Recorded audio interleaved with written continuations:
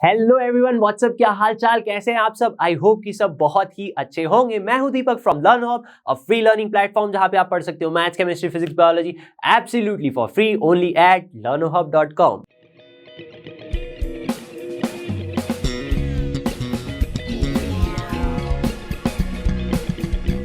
तो जय पे जीत सीरीज में आज का हमारा चैप्टर है straight lines concept add on. Already हमने 4 लेक्चर्स कंप्लीट किए हैं इसके, ठीक है। ऑलरेडी 4 लेक्चर्स हम पढ़ चुके हैं। आज का हमारा लेक्चर 5th होने वाला है। आज जो पॉइंट्स होने वाले हैं काफी इंपॉर्टेंट। अगर आपने प्रीवियस लेक्चर्स नहीं देखे हैं तो जाके देख लो, बहुत सारे कॉन्सेप्ट्स जो उसमें हैं यहाँ पे और आगे आने वाले लेक्चर्स और चैप्टर्स में यूज होने वाले हैं, ठीक है। तो चलिए बिना किसी देरी के शुरू करते हैं।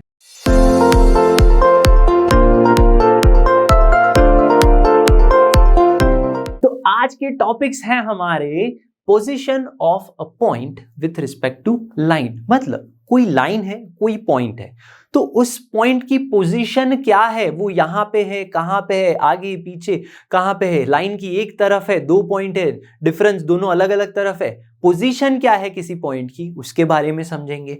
Distance of a point, line और पॉइंट के बीच का डिस्टेंस, उसकी फॉर्मूला हम पढ़ेंगे। उसके बाद जो टॉपिक है हमारा एरिया ऑफ अ पैरेललोग्राम, जो हम ऑलरेडी पढ़ चुके हैं, ठीक है। आज लेकिन अलग थोड़ा सा पढ़ेंगे, एक अलग आपको फॉर्मूला मिलेगा आज, ठीक है। Image of a point, image reflection of a point क्या होता है। जब एक लाइन मिरर की तरह काम करेगी तो मेरे पॉइंट की इमेज क्या होगी, वो आपको फाइंड करना है। तो ये सारे टॉपिक्स काफी इंपॉर्टेंट है। चलिए देखते हैं फर्स्ट टॉपिक हमारा पोजीशन ऑफ अ पॉइंट। तो फर्स्ट टॉपिक है हमारा position of a point relative to a line.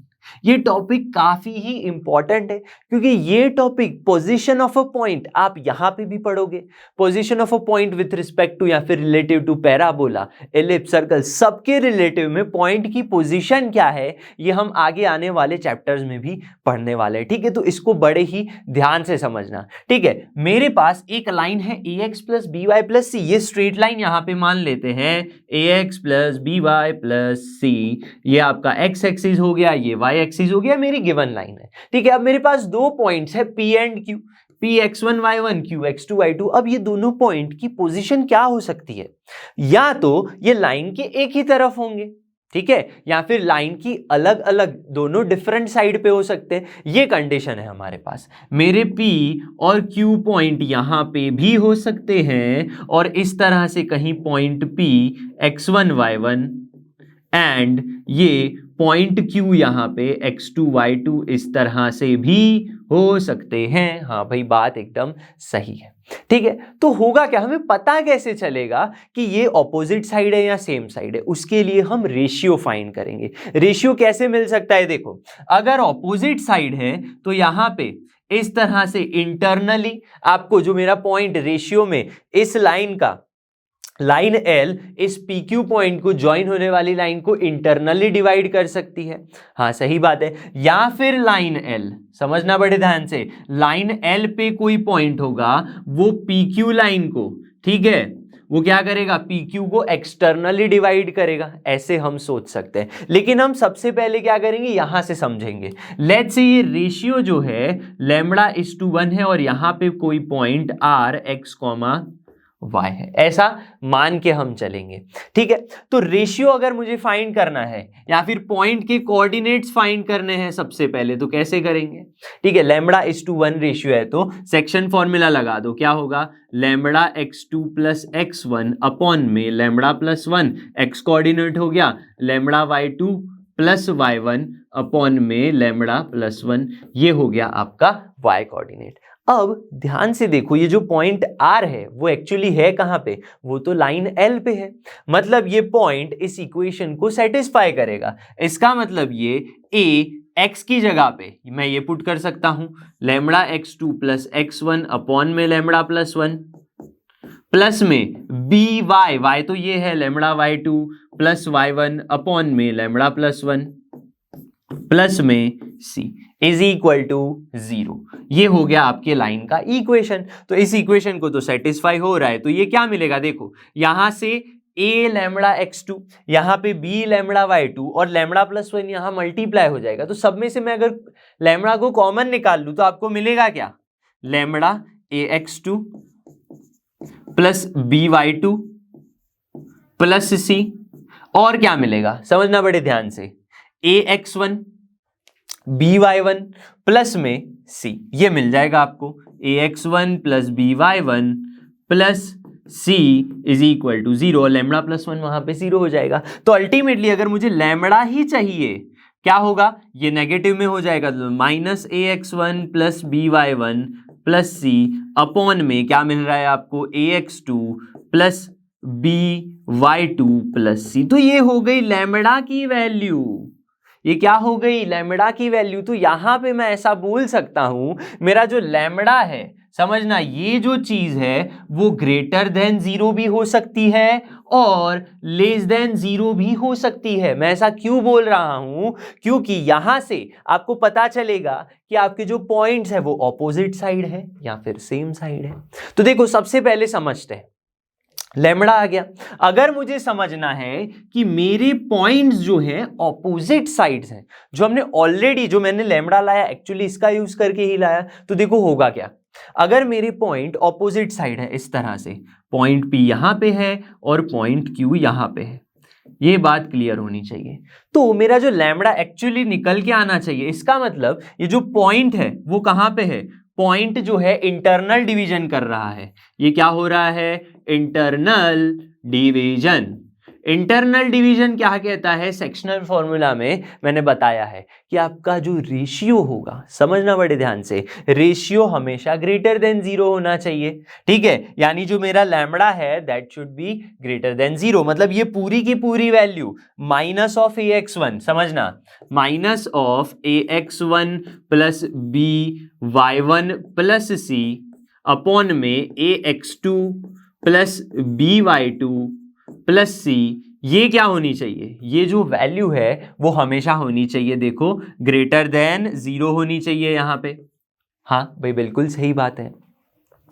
अब यहां से समझने वाली बात है, देखो हमने किया क्या, अगर आपको लैम्बडा फाइंड करना है, मान लो अब यहां से एक और रिजल्ट निकल के आता है। हम पहले क्या करते थे, गिवन लाइन है, दो पॉइंट गिवन है, वो लाइन ज्वाइन करोगे तो ये जो गिवन लाइन है इसको कौन से रेशियो में डिवाइड कर रही है। अगर आपको रेशियो ही फाइंड करना है लैम्बडा, तो आप करोगे क्या, एक पॉइंट इस लाइन में पुट कर दो, दूसरा पॉइंट अगेन इस लाइन में पुट कर दो, रेशियो ले लो, नेगेटिव लगा दो, आपको रेशियो मिल जाएगा। ज्यादा ये फॉर्मूलाज लगाने की जरूरत ही नहीं है, हमने पहले भी एग्जाम्पल किया, इवन 10th में भी आपने एग्जाम्पल किया। तो उस एग्जाम्पल में रेशियो ही अगर फाइंड करना है, आपकी एक लाइन है, ठीक है, इस तरह से ये दो पॉइंट है, इस पॉइंट को ज्वाइन करती हुई लाइन को ये वाली लाइन किसी रेशियो में डिवाइड कर रही है, रेशियो फाइंड करना है तो आप दो पॉइंट्स को इसी लाइन में पुट कर दो, दोनों का रेशियो ले लो तो लैम्बडा मिल जाएगा, ठीक है। लेकिन हमें तो पता करना है ऑपोजिट साइड या फिर क्या सेम साइड, तो ऑपोजिट साइड है तो ये ग्रेटर देन 0 होना चाहिए।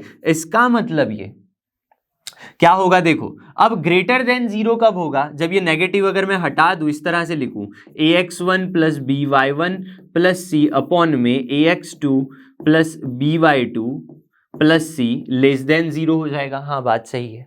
इसका मतलब ये लेस देन 0 कब हो सकता है, ये वैल्यू लेस देन 0 कब होगी, जब ऑपोजिट साइंस होंगी दोनों की, यानी ये पॉजिटिव है तो ये नेगेटिव है, ये पॉजिटिव है तो ये नेगेटिव है। भाई इसका मतलब क्या हुआ, मेरा जो इक्वेशन है let's say f of xy, इस तरह से मैं उसको रिप्रेजेंट कर रहा हूं। लाइन का इक्वेशन जो L लाइन थी हमारी, ठीक है, ये L लाइन, इसको मैं इस तरह से रिप्रेजेंट कर रहा हूं ax plus by plus c। अब इसी लाइन में मैं पुट कर रहा हूं f ऑफ x1 y1, तो जो वैल्यू मिलेगी, समझना क्या होगी, मेरे ध्यान से समझना, ये जो वैल्यू है, ठीक है, x1 y1, या तो ये पॉजिटिव होगी और x2 y2, ठीक है, ये नेगेटिव होगी, या फिर ये नेगेटिव है तो ये पॉजिटिव होगी। इसका मतलब दोनों की साइन जो होगी ऑपोजिट साइन होनी चाहिए, ऑपोजिट साइन होनी चाहिए। भाई करोगे क्या आप, आपको जो भी पॉइंट मिलेंगे उसको गिवन लाइन में पुट कर दो, और ये जो चीजें आपको मिल रही हैं वो अगर ऑपोजिट साइन है, दोनों की साइन कैसी है, ऑपोजिट, तो आपके जो पॉइंट्स है वो ऑपोजिट साइड है। लेकिन अगर मैं कह दूं लेकिन मैं कह दूं मेरे पॉइंट्स कहां पे है, सेम साइड पे है। सेम साइड पे मतलब यहां पे होंगे अगर पॉइंट्स, ठीक है, तो एक्सटर्नल डिवीजन होगा। इस पॉइंट, इस PQ लाइन सेगमेंट का एक्सटर्नल डिवीजन होगा, तो मेरा जो लैम्बडा है वो हमेशा कैसा होना चाहिए, लेस देन 0 होना चाहिए। अब लेस देन 0 होना मतलब ये नेगेटिव वाली वैल्यू जो है वो लेस देन होगी, ठीक है, मतलब -ax1 plus ax2 ay1 plus c upon में by1 है यहाँ पे ax2 plus by2 plus c, ये वैल्यू लेस देन 0 होगी। हाँ बिल्कुल सही बात है, मतलब ये जो वैल्यू है ax1 प्लस by1 प्लस सी ग्रेटर देन 0 हो जाएगा, यहाँ पे नीचे ax2 प्लस by2 प्लस सी हो जाएगा। अब समझो ग्रेटर देन 0 कब होगा, जब दोनों पॉजिटिव होंगे या दोनों नेगेटिव होंगे। यानी मेरे f of x comma y जो मेरा लाइन का इक्वेशन में इस फॉर्म में रिप्रेजेंट करना चाहता हूं, उसमें मैं x1 y1 इस p के पॉइंट की वैल्यू पुट करूं और q पॉइंट की वैल्यू पुट कर दूं यहां पे, ठीक है। f ऑफ x1 y1 क्या हो सकता है, पॉजिटिव हो सकता है, f ऑफ x2 y2 दो ये भी पॉजिटिव होगा, या फिर ये नेगेटिव है तो ये भी नेगेटिव होगा। ऐसे आपको सोचना है, मतलब दोनों सेम साइड है तो ये जो फॉर्मूला मिलेगी, फॉर्मूला नहीं, आप जब पॉइंट पुट करोगे तो आपको जो एक्सप्रेशन मिलेगा, जो वैल्यू मिलेगी, उनकी साइन भी कैसी होगी, सेम साइन होगी। तो इसको बस याद ऐसे रखना है, जब आप पॉइंट पुट करोगे, जब आप पॉइंट पुट करोगे तो साइन जो है ऑपोजिट होगी। अगर ऑपोजिट साइन होगी तो मेरे पॉइंट ऑपोजिट साइड होंगे। अगर मेरी जो साइन है, किसकी साइन की बात कर रहा हूं, इक्वेशन में अगर आप पॉइंट पुट करोगे, ठीक है, वो जो पॉइंट मिलेगा उसकी जो साइन होगी वो सेम साइन है, तो मेरा जो पॉइंट्स है वो कैसे होंगे, सेम साइड पे, एक ही साइड पे होंगे लाइन के। अब आपको सेम ऑपोजिट अभी भी गड़बड़ लग रही होगी, लेकिन हम एक एग्जांपल से समझेंगे कि सेम साइड कैसे आएगा, ऑपोजिट साइड कैसे आएगा। देखो फर्स्ट क्वेश्चन ही बहुत सिंपल है, ऑपोजिट साइड है या सेम साइड है पता करने के लिए, ठीक है। आपके पास दो पॉइंट है और एक लाइन है। मैंने क्या बताया, आपकी जो लाइन है उसको हम ऐसे रिप्रेजेंट करेंगे, f of x comma y, और लाइन क्या है आपके पास, 3x minus 2y plus 1 is equal to 0, ठीक है। अब यहां पे मैं एक पॉइंट पुट कर दूंगा 2,1। अब 2,1 के लिए मेरी जो लाइन है वो 3 इंटू 2 माइनस 2 इंटू 1 प्लस 1। इससे क्या होगा, जो वैल्यू होगी देखो क्या मिलेगी, 3 2 जा 6 माइनस 2 क्या हो जाएगा, 6 minus 2 4 plus 1 5 which is greater than 0, ठीक है। मतलब एक साइन मिली, एक पॉइंट पुट करने पर मुझे पॉजिटिव साइन मिल रही है।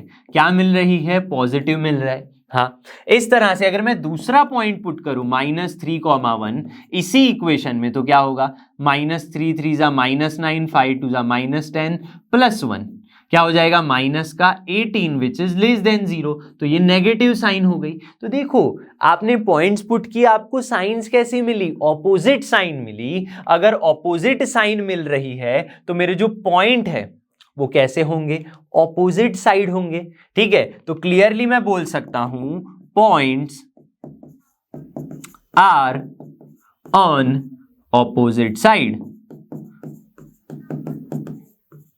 ये बात क्लियर होनी चाहिए। लेकिन क्वेश्चंस ऐसे पूछे जाते हैं, डायरेक्टली भी बता दो क्या है, नहीं, जेईई मेंस में ऐसे क्वेश्चंस नहीं आते। आपको क्वेश्चन आते हैं इस तरह से। देखो 20 का क्वेश्चन मैंने रखा है, काफी, इसको एक्चुअली मिक्स क्वेश्चन है। ये ट्रिग्नोमेट्री का भी यूज होगा यहाँ पे और इस चैप्टर का भी यूज होगा। देखो कैसे, यहाँ पे बोला गया है the set of all possible values of theta. Theta है, उसकी कुछ पॉसिबल वैल्यूज का आपको सेट फाइंड करना है, और वो जो पॉइंट्स है, ठीक है, वो जो वैल्यू है वो 0 से पाई इंटरवल में होनी चाहिए। फॉर विच पॉइंट P 1,2 एक पॉइंट ये है, and Q sine theta cos theta lie on same side of the line. Same side of the line कहना क्या चाहते हो भाई, इसको मैं इस तरह से लिख दूंगा, x plus Y minus 1 is equal to 0। ये हम क्या करेंगे, इसको f of x comma Y इस तरह से मैं रिप्रेजेंट कर दूं, हाँ कर दो। अब आपको करना क्या है, मैंने क्या बताया, ऑपोजिट साइड हो या सेम साइड हो। ऑपोजिट के लिए क्या पता होना चाहिए भाई, साइन ऑपोजिट आ जाए। अगर सेम साइड है तो साइन सेम आ जाए। अब यहां पे बोल दिया गया है पहले से ही बोल दिया गया है कि सेम साइड है, मतलब ये दोनों पॉइंट अगर मैं पुट करूं, सबसे पहले P 1,2 पुट करते हैं यहां पे, तो देखो क्या होगा 1 + 2 - 1, 2 + 1 3 - 2, 3 - 1 2 विच इज ग्रेटर देन 0। अब सोचो, समझना बड़े ध्यान से, अगर ये ग्रेटर देन 0 आ रहा है, सेम साइड है, तो अगर मैं point Q sine theta comma cos theta put करना चाहूं इस इक्वेशन में, समझना, इस इक्वेशन में पुट करना चाहूं sign theta plus cos theta -1, वो भी क्या होगा, ग्रेटर देन 0 ही होगा। बात समझ में आ रही है? क्योंकि सेम साइड है तो दोनों की साइन भी कैसी होनी चाहिए, सेम होनी चाहिए। यहीं पे हमने पढ़ा अभी सेम साइड तो साइन सेम, दोनों पॉइंट्स पुट करने के बाद। तो देखो क्या होगा यहां पे, sign theta plus cos theta greater than 1।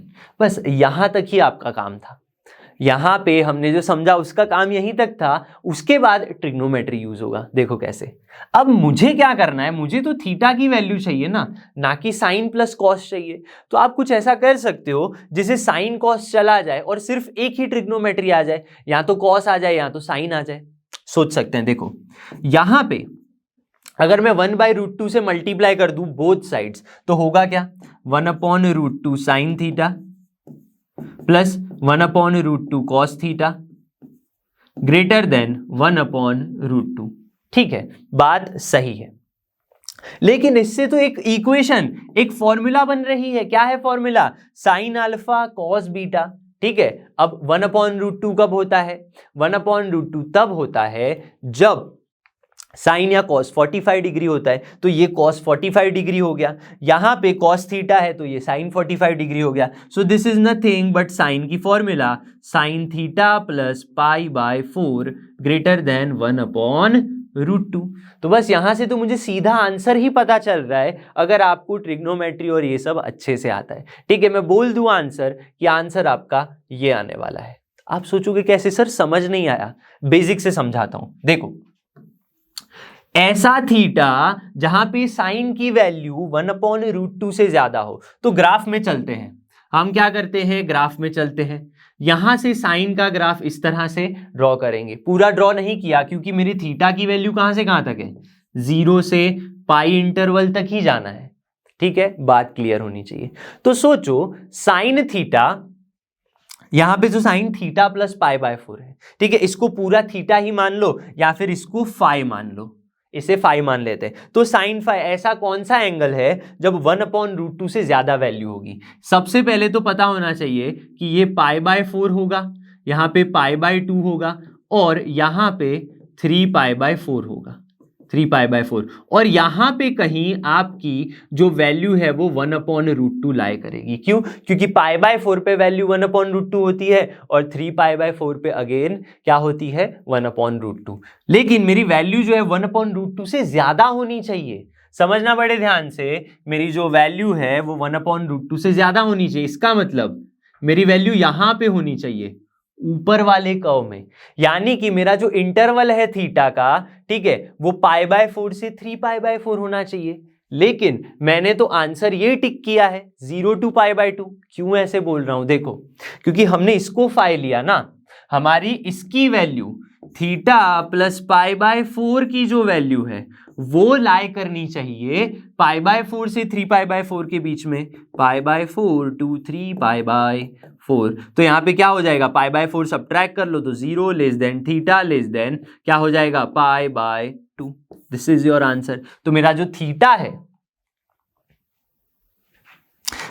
π/2, तो मेरा जो थीटा है वो देखो एग्जैक्टली कहां लाई कर रहा है, 0 to π/2 के बीच में उसका इंटरवल होना चाहिए। ठीक है, तो ये सारी चीजें आपको पता होनी चाहिए। ठीक है, और ये तो बहुत ही सिंपल सी बात थी कि सेम साइड होगा तो साइन सेम होनी चाहिए। क्वेश्चन नंबर 3 है जेईई मेंस का 2006 का क्वेश्चन है, बड़ा ही शानदार क्वेश्चन है। देखो यहां पे बोला गया है इफ a,e², एक पॉइंट गिवन है आपको, फिर बोला गया है the angle made by the lines y is equal to x/2 and y is equal to 3x।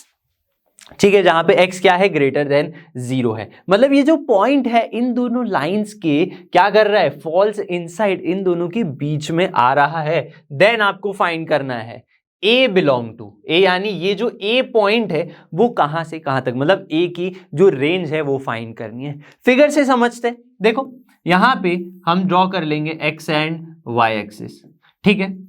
अब समझो इसको, ये जो लाइन है y is equal to x by two, ये y is equal to m x plus c के form में बोल सकता हूं मैं, हाँ। तो स्लोप क्या होगा, 1/2, ये स्लोप क्या होगा 1/2, और ये स्लोप क्या होगा 3। और देखो y is equal to X वाला फॉर्म है, तो लाइन जो है कहां से पास होगी, ओरिजिन से पास होगी।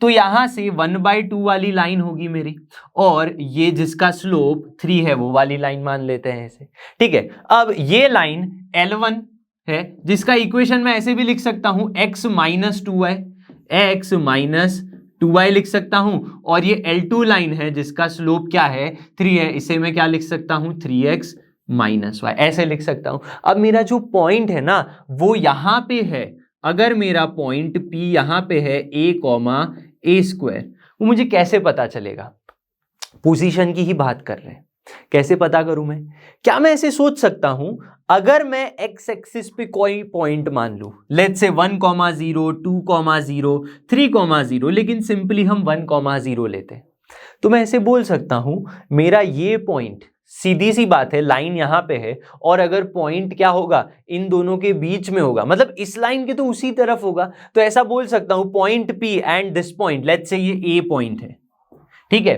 Point P and point A दोनों ऑपोजिट साइड ऑफ L1 होंगे, हाँ। लेकिन यहां पे एक छोटी सी गड़बड़ हो जाएगी। क्या गड़बड़ होगी, मेरा पॉइंट P यहां पे भी तो हो सकता है L2 के ऊपर, तभी भी ये कंडीशन सही है कि पॉइंट P और A L1 के ऑपोजिट साइड होंगे। मुझे तो ये बताना है कि दोनों के बीच में है, तो सेकंड कंडीशन क्या होगी, फर्स्ट तो ये होगी कि L1 के लिए ये दोनों पॉइंट ऑपोजिट होंगे, और दूसरी ये होगी कि यहां पे भी कोई पॉइंट, लेट्स से मैं B ले लेता हूं, जो है अगेन 0,1 वाला ही पॉइंट लेता हूं, y एक्सिस पे कोई भी पॉइंट ले सकते हो, ये और ये पॉइंट इस लाइन के ऑपोजिट है, तब एग्जैक्टली मेरा पॉइंट P सेंटर में, मतलब इनके बीच में लाई करेगा। तो फॉर L1 कौन सी लाइन है आपकी, x माइनस 2y, ये लाइन के लिए हम क्या करेंगे, point P and point A put करेंगे। A पॉइंट पुट करते हैं 1,0, ठीक है। ऑपोजिट साइड बता दूं, ऑपोजिट मतलब दोनों की साइन ऑपोजिट होनी चाहिए। A 1,0 पुट करो तो क्या मिलेगा 1,0, 1 ही मिलेगा यहाँ पे, विच इज ग्रेटर देन 0। अब ये ग्रेटर देन 0 है, तो दूसरा जो point P A, square, P A, square अगर मैं पुट करूं यहां पे, तो A माइनस 2A स्क्वायर, ये क्या होना चाहिए, ये लेस देन 0 होना चाहिए भाई, ठीक है। तभी ये लाइन के ऑपोजिट साइड हो जाएंगे, तो मजा आएगा। तो देखो यहां पे मैं ऐसे भी सोच सकता हूं, इसको लेस देन 0 की बजाय मैं ग्रेटर देन 0 बना दूं, तो 2A square minus A greater than 0 हो गया। इसका मतलब आपको यहाँ पे A 2A minus 1 greater than 0 मिल गया। तो यहां से मैं क्रिटिकल पॉइंट फाइंड कर सकता हूं, ठीक है। वेवी कर्व मेथड से इसके जो क्रिटिकल पॉइंट है क्या होंगे, मैं इसकी रेंज फाइंड कर सकता हूं वेवी कर्व मेथड से। देखो तो क्या होगा यहाँ पे, ए क्रिटिकल पॉइंट आपके दो हैं, एक तो 0, दूसरा है 1/2, 1/2, यस बिल्कुल सही बात। तो ये प्लस माइनस प्लस, और हमें क्या चाहिए, ग्रेटर देन 0, यानी प्लस वाली वैल्यूज चाहिए। मतलब जो मेरे a की रेंज होगी, a belongs to -∞ to 0 and union 1/2 to infinity, ठीक है। ये सब आप ऑलरेडी सीख चुके हो पिछले वाले चैप्टर्स में, ठीक है। चलो अब यहां पे ये बात तो हो गई, अब क्या कर सकते हैं, सेकेंड चीज, सेकेंड पॉइंट में ये कहना चाहूंगा फॉर L2 कौन सी लाइन है हमारी, 3x माइनस y लाइन के लिए। मतलब ये दोनों points B and P points opposite side होंगे। इसका मतलब 0,1 पॉइंट जो B है, 0,1 की मैं बात करूं, ठीक है, तो -1 दे देगा आपको। -1 लेस देन 0 है, तो दूसरा जो पॉइंट होना चाहिए वो ग्रेटर देन 0 होना चाहिए, यानी PA, स्क्वायर जो है वो होना चाहिए ग्रेटर देन 0, यानी कि यहां पे 3A minus A square is greater than 0।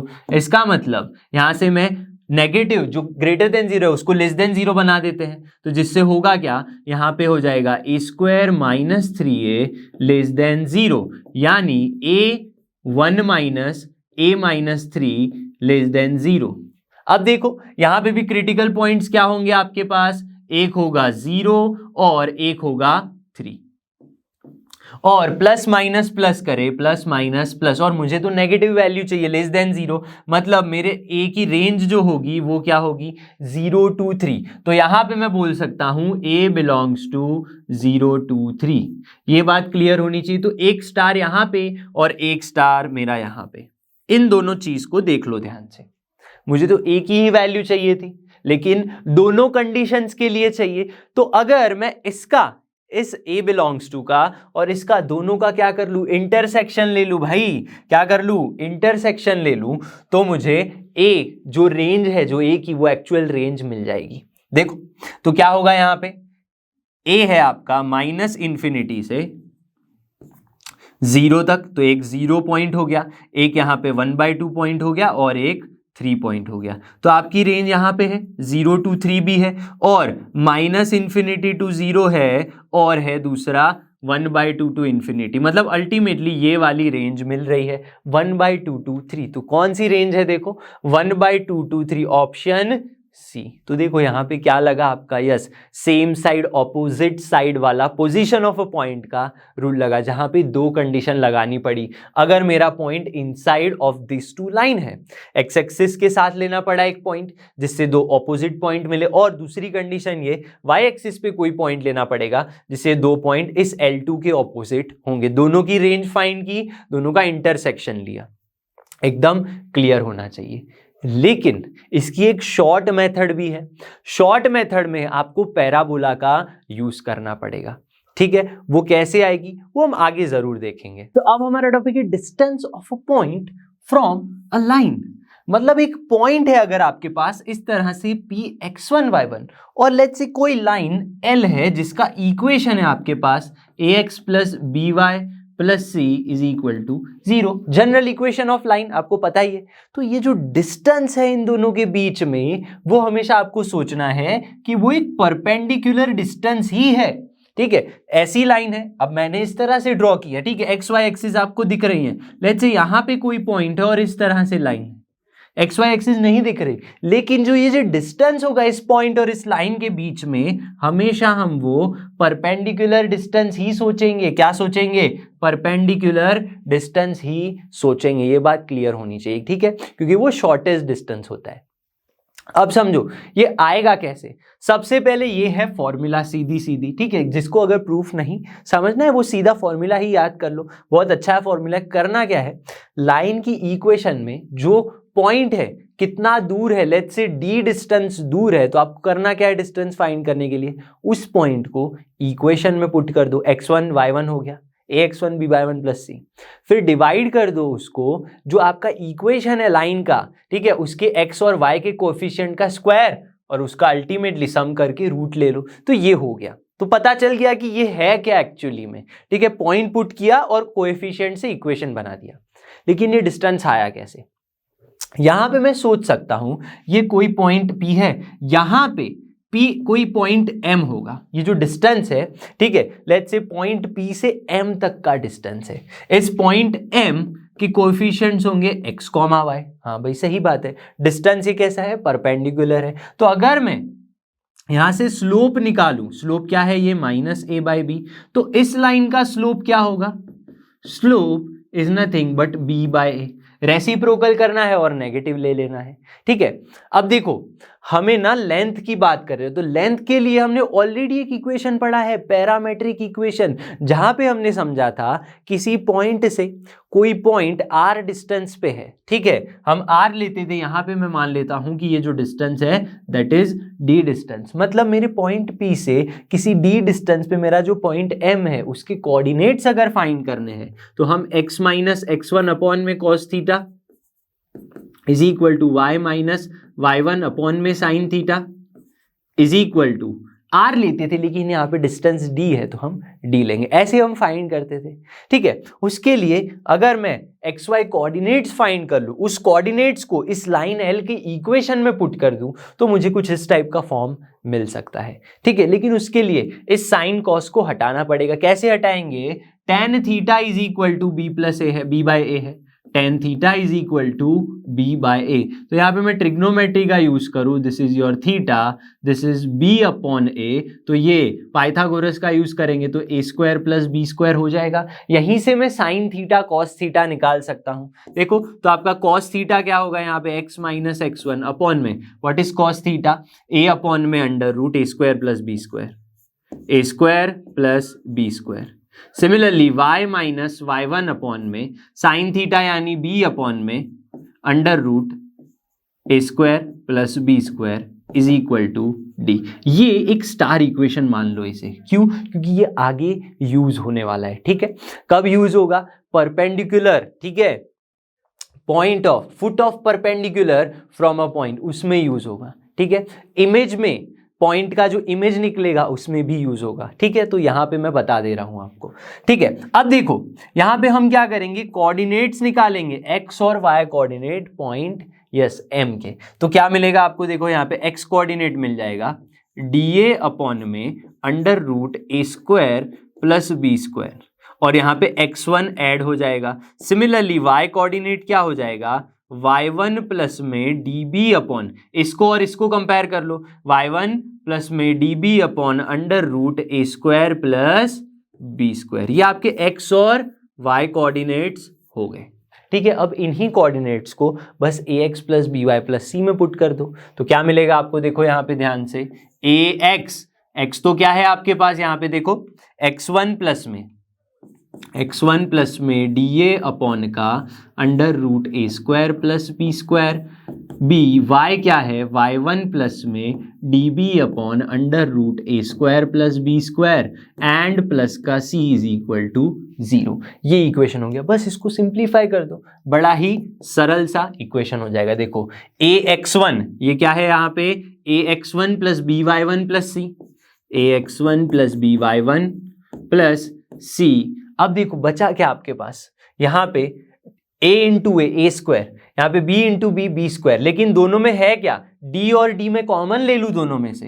यहाँ पे क्या करेंगे, दोनों में से d कॉमन ले लो तो बचा आपके पास a स्क्वायर अपॉन में अंडर रूट ए square plus B square plus में b square upon under root ए स्क्वायर प्लस बी स्क्वायर, और यहाँ पे 0 हो गया। तो देखो मुझे तो डिस्टेंस d फाइंड करना था, आप इन दोनों को ऐड कर दो तो a square plus B square upon में रूट आ गया, तो ultimately root of A square plus B square बचेगा यहाँ पे, ठीक है। तो आपको मिलेगा d इज इक्वल टू, यहाँ पे ये नेगेटिव में चला जाएगा, मतलब minus a x one plus B y one plus c, ये नेगेटिव में मिलेगा।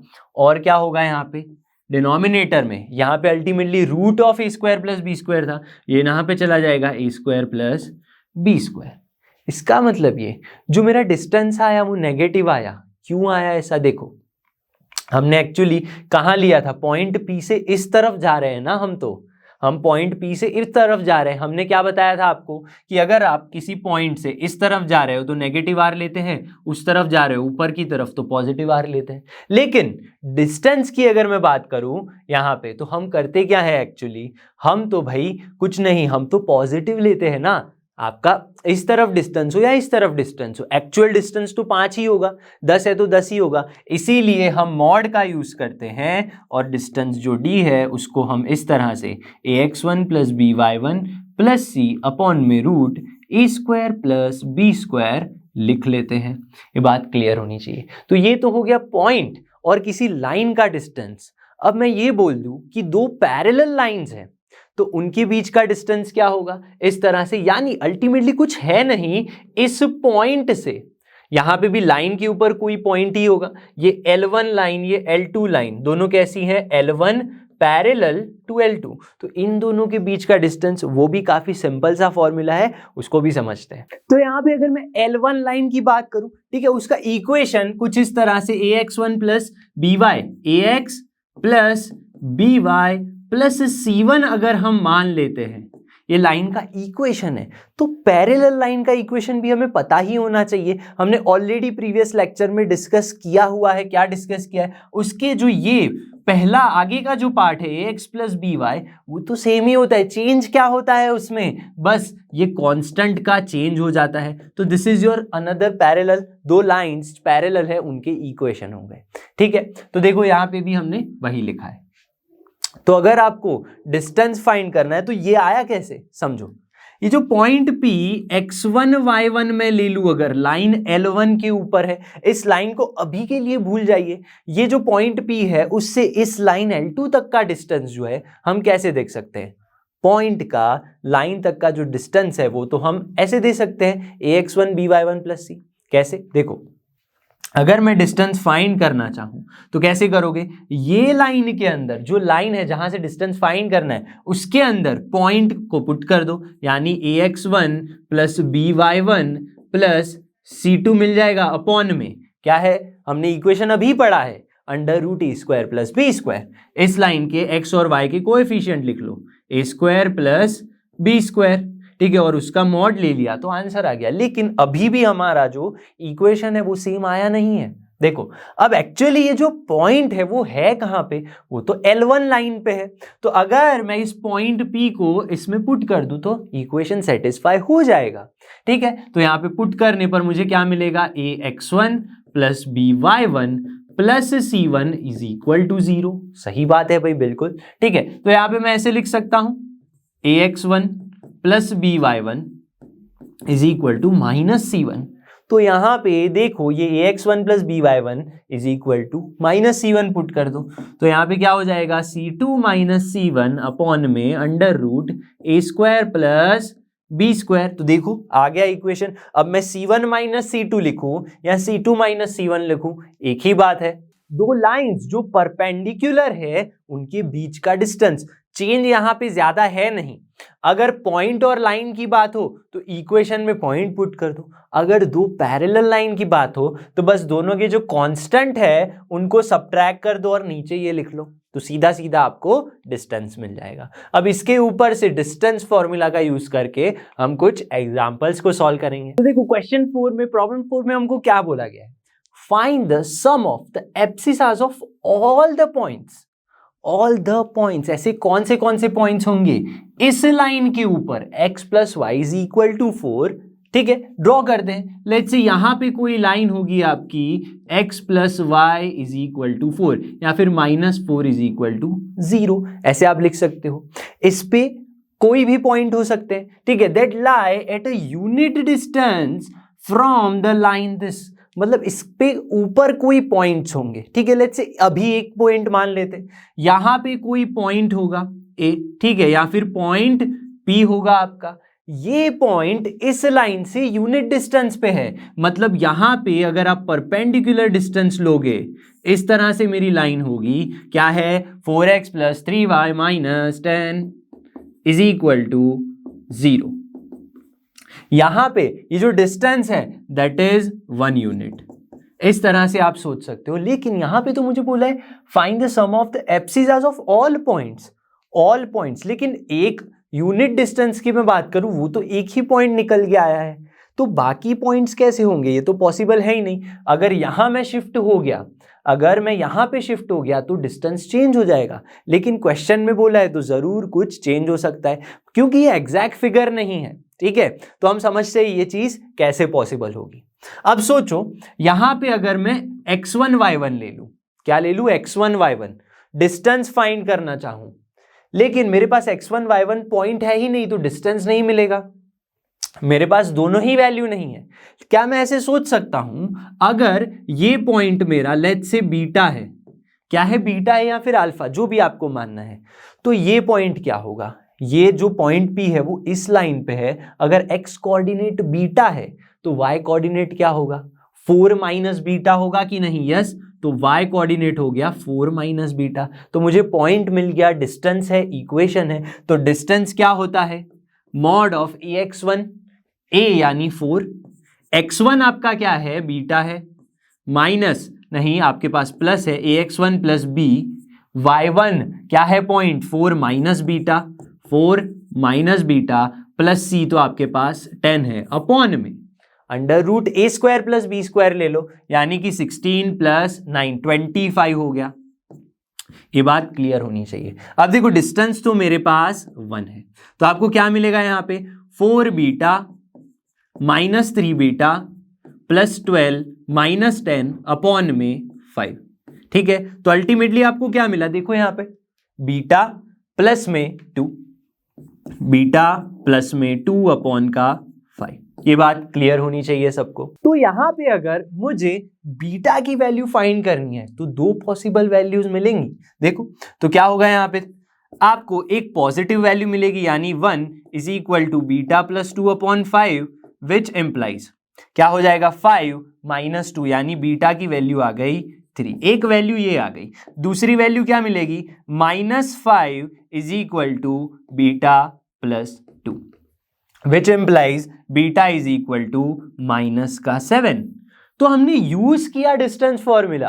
ठीक है, यहां पे डिस्टेंस फाइंड करने बोला नहीं है, लेकिन डिस्टेंस फॉर्मूला का यूज हुआ। तो यहां पे मैं देख सकता हूं मुझे बीटा की दो अलग अलग वैल्यूज मिली। मतलब मेरा जो पॉइंट था, अब समझना, अब मेरा जो पॉइंट था find the sum of abscissas of all points, मतलब एक्स कोऑर्डिनेट मेरा बीटा था, मुझे दो पॉसिबल वैल्यूज मिली है 3 एंड -7, तो उनका सम क्या होगा 3 - 7, दोनों का सम क्या हो जाएगा -4। तो ऑल पॉसिबल वैल्यूज ऑफ एब्सिसास का सम है -4। लेकिन ये कैसे हुआ, यहां पे अगर पॉइंट है कोऑर्डिनेट है तो उसका तो वैल्यू यही हो रहा है।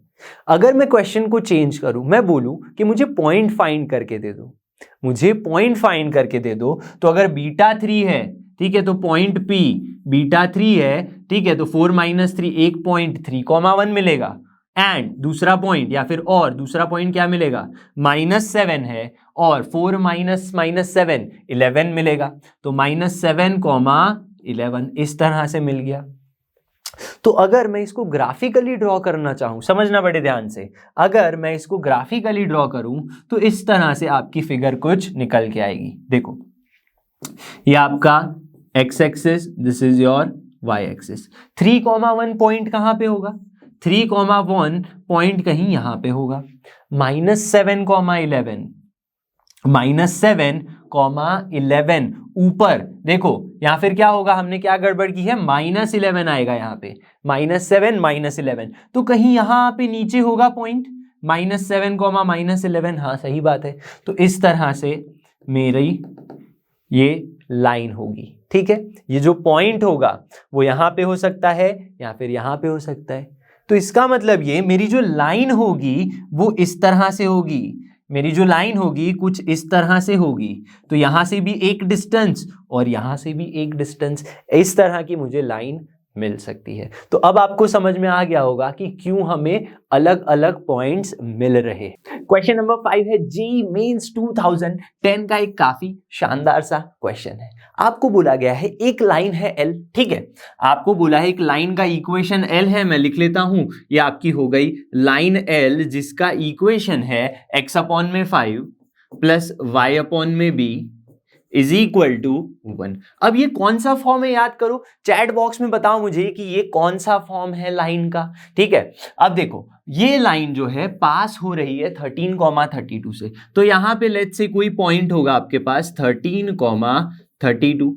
ठीक है, मैं ऐसे ही रैंडम फिगर ड्रॉ कर रहा हूं तो आपको समझ में आ जाए। The line K is parallel, line L के साथ पैरेलल है, तो आपकी जो दूसरी लाइन है इस तरह से मैं ड्रॉ कर सकता हूं कि जिसका अगेन इक्वेशन आपको गिवन है x/c प्लस में y/3 इज इक्वल टू 1। ठीक है, अब देखो इन दोनों के बीच का हमें क्या फाइंड करना है, डिस्टेंस। डिस्टेंस कैसा होगा, परपेंडिकुलर डिस्टेंस होगा। आप बोलोगे सर हमें तो आता है, हमने सीख लिया परपेंडिकुलर डिस्टेंस या फिर distance between two parallel lines, equation हमें पता है, लेकिन कौन से फॉर्म के लिए पता है, ये वाला फॉर्म तो इंटरसेप्ट फॉर्म है। हमें तो पता है इस फॉर्म के लिए ax plus by plus c is equal to 0 है अगर आपके पास, ठीक है, ये वाली लाइन है इस तरह से, और यहां पे भी दोनों पैरेलल है तो ये भी ax plus B Y plus c2 हो जाएगा। सिर्फ चेंज क्या होता है, दोनों की कांस्टेंट में चेंज होता है, लेकिन यहां पे एक b कांस्टेंट है जिसकी वैल्यू नहीं पता, यहां पे c कांस्टेंट है उसकी वैल्यू नहीं पता, तो हमें कुछ फाइंड करना पड़ेगा। मैं देख सकता हूं कि ये पॉइंट इस लाइन पे है तो ये पॉइंट इस इक्वेशन को सेटिस्फाई करेगा। ठीक है, मैंने बता दिया ये कौन सा फॉर्म है, इंटरसेप्ट फॉर्म है। तो 13,32 क्या करेगा, इस लाइन को सेटिस्फाई करेगा, यानी कि 13 अपॉन में 5 प्लस y अपॉन में b इज इक्वल टू 1। लेकिन y की वैल्यू आपको क्या पुट करनी है, 32 पुट करनी है, तो यहां पे मैं 32 पुट कर दूंगा। तो 32 अपॉन में b is equal to 1 minus 13 upon 5। तो अल्टीमेटली आपको b की वैल्यू कुछ मिलेगी, क्या मिलेगी, देखो -8 अपॉन 5 और मिल जाएगा आपको अल्टीमेटली माइनस का 5/4। ठीक है, ये आपको b की वैल्यू मिल गई। तो जैसे मुझे b की वैल्यू मिली वैसे ही मैं यहाँ पे c की वैल्यू फाइंड कर सकता हूँ। हाँ कर सकते हैं, लेकिन कैसे, दो पैरेलल लाइंस है तो दोनों का जो स्लोप होगा भाई वो कैसा होगा, ये स्लोप m1 है, ये स्लोप m2 है। ठीक है, दोनों कैसे हो जाएंगे, सेम हो जाएंगे। ठीक है, तो सबसे पहले मैं स्लोप फाइंड करूंगा m1 फॉर लाइन l। ठीक है, क्या होगा, -a अपॉन b, सीधा सीधा फॉर्मूला याद करो, तो -a अपॉन b में करूंगा तो -a इज -1 अपॉन 5 अपॉन में 1 अपॉन b, मतलब अल्टीमेटली आपको जो स्लोप मिलेगा that is -b/5, slope m1। लेकिन b की वैल्यू तो हमें पता है दैट इज -5/4 और बाहर भी माइनस है तो अगेन यहाँ पे 5 हो गया। तो अल्टीमेटली आपको क्या मिल रहा है, पॉजिटिव का 1/4 मिल रहा है स्लोप m1। लेकिन स्लोप m1 और m2 कैसे हो जाएंगे, सेम हो जाएंगे। m2 is equal to also 1/4, लेकिन m2 स्लोप जो है वो किसका है, इसका स्लोप है। इसका स्लोप कैसे मिलेगा, देखो अल्टीमेटली -a अपॉन में भी ये चीज ax प्लस by अगर है इस फॉर्म में लाइन है तो -a/b स्लोप होता है, ये हम बार बार डिस्कस कर चुके हैं। ठीक है, तो यहां से मैं सीधा सीधा सोच सकता हूं क्या होगा स्लोप आपका, अगेन -3 अपॉन में c, तो यहाँ पे -3 अपॉन में c इज इक्वल टू 1/4 हो गया, विच इंप्लाइज आपको c की वैल्यू मिल जाएगी। देखो c क्या होगा यहाँ पे अल्टीमेटली -3/4, तो c is nothing but -3/4। Very easy, slope से हमने फाइंड कर लिया। अब देखो मेरे पास एक पॉइंट है, एक लाइन का प्रॉपर इक्वेशन मैं बना दूं, क्या बना दूं, लाइन का इक्वेशन।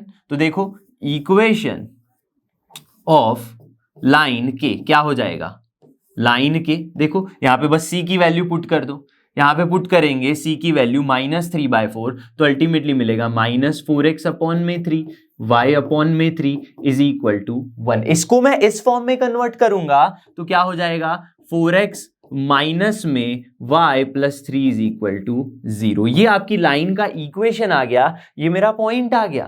तो मैं क्या कर सकता हूं, सीधा सीधा डिस्टेंस फॉर्मूला, तो डिस्टेंस फॉर्मूला d लगाएंगे, क्या होता है ax1, ठीक है, ax1 plus by1 plus c upon में a² प्लस b² होता है। यस बिल्कुल सही बात है। ठीक है, तो यहां पे पुट कर दो, आपका a पॉइंट क्या है समझना बड़े ध्यान से, या फिर मेरी लाइन का इक्वेशन क्या है, यहाँ पे मेरा है 4x माइनस वाई प्लस 3, तो हम यहाँ पे पुट करेंगे 4x1 क्या है, पॉइंट मेरा है ये वाला 13,32, तो पुट कर दो 13, ये आपका b 32 हो गया, और b क्या है देखो यहाँ पे 4x minus Y plus 3, 4x minus Y plus 3 आपकी लाइन है और 13,32 मेरा पॉइंट है, बस पुट कर दो। और प्लस c क्या है मेरे पास 3 है, अपॉन में a² प्लस b², देखो 4² 16 और √17 हो जाएगा। इस तरह से बात क्लियर होनी चाहिए। तो 52 माइनस 32 हो गया 20 प्लस 3 23 अपॉन √17 मेरा आंसर आ गया। तो क्या ऐसा ऑप्शन है हमारे पास, बिल्कुल है, 23 अपॉन में √17, तो ऑप्शन सी हमारा आंसर है। तो देखो हमने किया क्या, हमने दो बेसिक सी चीजें समझी, पैरेलल लाइंस का हमें पता है स्लोप, उससे मैंने c फाइंड किया, लेकिन उससे पहले पॉइंट को आप पुट करोगे तो आपको b मिल जाएगा, बस फिर तो फॉर्मूला ही लगाना है। अब मेरा जो टॉपिक है वो क्या है, एरिया ऑफ अ पैरेललोग्राम। आप बोलोगे सर हम तो पढ़ चुके, प्रीवियस लेक्चर में आपने पढ़ा दिया है, लेकिन तब हमने कैसे पढ़ा था? अगर आपके पास पॉइंट्स गिवन है, x1 y1 वर्टिसेस गिवन है आपको, तब आप एरिया निकालते थे स्टेयर मेथड का यूज करके, ठीक है, एरिया ऑफ पॉलीगॉन ऐसे हमने पढ़ा था। लेकिन what if you have equations of line, आपके पास पॉइंट्स नहीं है, लाइन के इक्वेशंस है, तो क्या मैं दो लाइन का इंटरसेक्शन पॉइंट निकालूंगा? मतलब 4 बार आपको सॉल्व करनी पड़ेंगी इक्वेशन, इन दोनों लाइन का इंटरसेक्शन पॉइंट निकालोगे, इन दोनों का इंटरसेक्शन, फिर स्टेयर मेथड लगाओगे, तो ये तो बहुत ही बड़ी मेथड हो गई। नहीं, हमारे पास एक शॉर्टकट, जी हाँ शॉर्टकट नहीं, एक फॉर्मूला है जिसको हम डिस्कस करेंगे अभी कि ये कैसे हो रहा है। तो जैसे कि मैं बता रहा हूं आपको कि अगर मेरे पास क्या है, लाइंस के इक्वेशन है, कैसे देखो, लेट्स से इस तरह का ए बी सी डी मेरे पास पैरेललोग्राम है और इक्वेशंस गिवन है। इक्वेशन बड़े ध्यान से मैं कैसे पुट करूंगा, देखो y is equal to m1x plus c1, ये इक्वेशन है। अब ये भी चैट बॉक्स में बताओ कि ये कौन से टाइप का इक्वेशन है, थोड़ी देर बाद मैं जरूर बताऊंगा। अब देखो दो लाइंस पैरेलल होती हैं तो दोनों का स्लोप कैसा होता है, सेम होता है। तो दूसरा स्लोप भी देखो m1 यानी सेम स्लोप है, तो ये जो इक्वेशन है वो यहां पे पुट कर सकता हूं, y is equal to m1x plus C2। अब आपको ये चीज भी पता है स्लोप सेम होता है, बस दोनों के कांस्टेंट अलग अलग होते हैं। देखो तो C1 कांस्टेंट है, C2 कांस्टेंट है। अगेन एक और इक्वेशन है मेरे पास m2x प्लस d1, तो यहां पे मेरा इक्वेशन बनेगा y is equal to m2x plus d1। अब देखो ये स्लोप और सामने वाली पैरेलल लाइन का स्लोप सेम होना चाहिए, मतलब यहां पे आपको इक्वेशन बनेगा y is equal to again m2x plus d2। तो ये इक्वेशंस हो गए लाइन के। अब फॉर्म मैंने बोला था कौन सा फॉर्म है, ये आपका सीधा जनरल जो स्लोप फॉर्म होता है, ठीक है, वो है y is equal to mx plus c। Point slope form भी आप बोल सकते हो, लेकिन उसमें क्या था, उसमें लाइन का इक्वेशन y माइनस y1 ऐसे करके हम यूज करते थे। एक्चुअली ये फॉर्म सिर्फ और सिर्फ कैसे आता कैसे है लाइन के इक्वेशन के लिए, या आप सीधा सीधा स्लोप का यूज करके फाइंड करते हो, ठीक है। तो देखो P1 P2 साइन थीटा आ रहा है, कैसे P1 P2 साइन थीटा क्या है, एरिया ऑफ अ पैरेललोग्राम। तो सिंपल सा अगर मैं सोचना चाहूं तो मैं ऐसे सोच सकता हूं, ये एक परपेंडिकुलर होगा P1, हाँ, तो एरिया ऑफ पैरेललोग्राम क्या होता है, बेस इनटू हाइट। तो बेस आपका AB हो गया, परपेंडिकुलर मेरा P1 हो गया, तो AB इंटू P1 कर दूं तो आंसर आ जाना चाहिए। हाँ सही बात है। अब देखो यहां पे मैं इस तरह से सोचूं कि परपेंडिकुलर तो मैं कहीं से भी ड्रॉ कर सकता हूं ना, यहां से अगर मैं ड्रॉ करना चाहूं, देखो इस तरह से इस लाइन को एक्सटेंड कर दूं और यहां से अगर मैं एक परपेंडिकुलर ड्रॉ करूं, ये 90 डिग्री बन गया, ठीक है। तब मैं कुछ ऐसे सोच सकता हूं, ये दूसरा परपेंडिकुलर P2 हम मान लेते हैं, ठीक है। तो यहां से भी मैं अगर एरिया फाइंड करूं, बेस इंटू, ठीक है, बेस इंटू परपेंडिकुलर तो भी मिल जाएगा। लेकिन मानो ये एंगल, ये लाइन AD और AB के बीच का एंगल थीटा है, तो अगर मैं देखूं ये पैरेलल लाइन, ये पैरेलल लाइन, ये ट्रांसवर्सल लाइन, तो ये एंगल भी क्या हो जाएगा, थीटा ही हो जाएगा। हाँ सही बात है। तो इस थीटा का यूज करके अगर मैं साइन थीटा फाइंड करना चाहूं इस ट्रायंगल के लिए, इस ग्रीन ट्रायंगल के लिए अगर मैं साइन थीटा लिखना चाहूं तो क्या हो जाएगा, देखो sign theta is nothing but opposite side upon hypotenuse. Opposite side क्या है इस थीटा एंगल के, P2 अपॉन में हाइपोटेनस क्या है AB, तो ये साइन थीटा हो गया। यस, तो AB की वैल्यू मिल गई आपको, P2 upon sine theta, AB is nothing but P2 upon sine theta. तो देखो AB की वैल्यू अगर मैं यहां पुट कर दूं, P2 upon sine theta into P1, तो P1 P2 sine theta area आ गया। अब ये तो काफी सिंपल सी बात है, क्यों, क्योंकि आप परपेंडिकुलर डिस्टेंस फाइंड करना जानते हो। अब डिस्टेंस फॉर्मूला पता है आपको, यहां से भी परपेंडिकुलर डिस्टेंस फॉर्मूला आप पता कर सकते हो। तो ये तो प्रॉब्लम नहीं है P1 P2 साइन थीटा। ये कैसे करना है, इसका सॉल्यूशन, इसका जो प्रूफ है वो हम नहीं देखेंगे, ठीक है, बिल्कुल काम का है नहीं वैसे देखा जाए तो मैं क्या करूंगा, मैं आपको बताऊंगा कि इसको याद कैसे करना है। कुछ मत करो, सिंपल सी जो दो पैरेलल लाइंस है ना उनके कांस्टेंट के बारे में सोचो, उनके कांस्टेंट के बारे में सोचो। एक C1 है यहां पे, एक C2 है, ठीक है। इस टाइप का फॉर्म होना चाहिए। तो C1 माइनस C2 कर दो, आ गया भाई, हाँ आ गया। इसी तरह से बाकी की जो पैरेलल लाइंस है उसका एक D1 है, उसका एक D2 है, तो मल्टीप्लाई कर दो D1 माइनस D2, दोनों के कांस्टेंट का सब्ट्रैक्शन कर लिया। अब आपको पता है एक सेट ऑफ पैरेलल लाइंस जो है उनका स्लोप सेम होता है, जो यहाँ पे M1 है तो M1 माइनस दो इन दोनों लाइन का सेम स्लोप माइनस M2 कर दो। तो एरिया ऑफ पैरेललोग्राम आप ऐसे भी निकाल सकते हो, परपेंडिकुलर डिस्टेंस का यूज करके भी निकाल सकते हो। तो बस इसको याद करना बड़ा इजी है, कांस्टेंट को सब्ट्रैक्ट करो पैरेलल लाइंस के, मल्टीप्लाई करो, अगेन सब्ट्रैक्ट करना है पैरेलल लाइंस के कांस्टेंट को, डिवाइडेड बाय, डिवाइड करना है स्लोप के साथ। क्लियर है? लेकिन अगर आप प्रूफ करना ही चाहते हो तो भी मैं आपको मेथड बता सकता हूं। यहां से अगर थीटा एंगल की मैं बात कर रहा हूं तो टेन थीटा क्या होता है आपके पास, टेन थीटा होता है M1 माइनस M2। इस थीटा एंगल के बारे में बात कर रहा हूं, क्यों? क्योंकि इसका स्लोप M2 है, इसका स्लोप M1 है, तो M1 minus M2 upon 1 plus M1 M2, ये हो गया। तो आप ऐसे सोच सकते हो ये M1 माइनस M2 होगा, यस, और ये डिनोमिनेटर जो है ये 1 प्लस M1 M2 यहां चला जाएगा, इसका डिनोमिनेटर क्या हो जाएगा, यस, टेन थीटा के लिए परपेंडिकुलर अपॉन बेस। तो यहां से आप पाइथागोरस निकाल के कुछ यहां से निकाल सकते हो, लेट्स से कोई वैल्यू है आपके पास P निकाल सकते हो, या फिर P1 P2 कुछ भी, इसकी लेंथ निकाल ली। यहां से sine theta cos theta find करोगे, पैरामेट्रिक फॉर्म का यूज करोगे, फिर आप अल्टीमेटली सब कुछ सॉल्व करोगे, ठीक है। इस P1 P2 साइन थीटा में साइन थीटा की वैल्यू पुट करोगे और परपेंडिकुलर डिस्टेंस फाइंड करके इसमें पुट करोगे, तो अल्टीमेटली ये आ जाएगा, ठीक है। लेकिन कोई जरूरत नहीं है, इसको याद रखो।